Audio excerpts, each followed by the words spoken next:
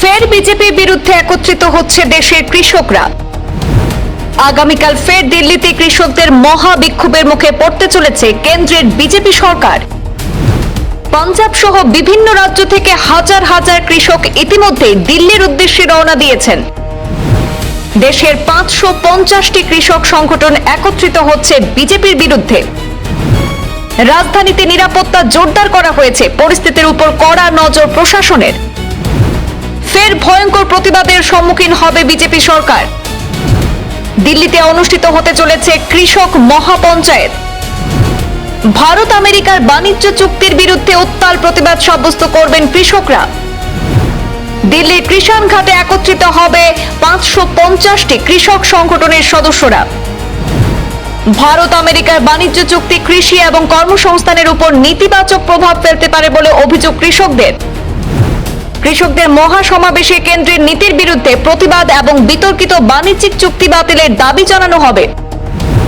পাঞ্জাব থেকে ইতিমধ্যেই truck, tractor এবং অন্যান্য যানবাহনে হাজার হাজার কৃষকরা দিল্লির পথে রওনা হয়েছেন।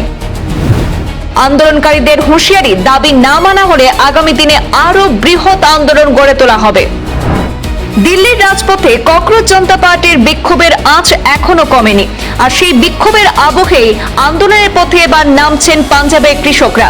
আগামীকাল দেশ বাঁচাও মোর্চা কর্মসূচির অংশ হিসাবে কৃষকরা ট্রাক্টর মিছিল নিয়ে দিল্লির কিষাণ ঘাটে পৌঁছানোর প্রস্তুতি নিচ্ছেন। কৃষক সংগঠনগুলির অভিযোগ, কেন্দ্র সরকারের সঙ্গে আমেরিকার একটি গোপন বাণিজ্য চুক্তি ভারতীয় কৃষকদের জন্য মারাত্মক ক্ষতিকর হতে পারে। তাদের আশঙ্কা, এই চুক্তি কার্যকর হলে সস্তা আমেরিকান কৃষি পণ্য ভারতীয় বাজারে ঢুকে পড়বে এবং দেশীয় কৃষকরা এর ফলে বড় সংকটে পড়বেন। বিশেষ করে দুধ, শস্য সহ বিভিন্ন কৃষি পণ্যের উপরে প্রভাব পড়তে পারে।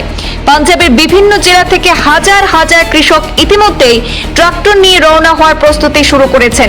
ট্রাক্টরে এবং বিভিন্ন বাসে করে, অন্যান্য যানবাহনে করে জাতীয় পতাকা এবং দাবি সংবলিত ব্যানার লাগানো হচ্ছে। আন্দোলনকারীদের দাবি, তাদের কর্মসূচি শান্তিপূর্ণ হবে, তবে দাবি পূরণ না হওয়া পর্যন্ত আন্দোলন চলবে।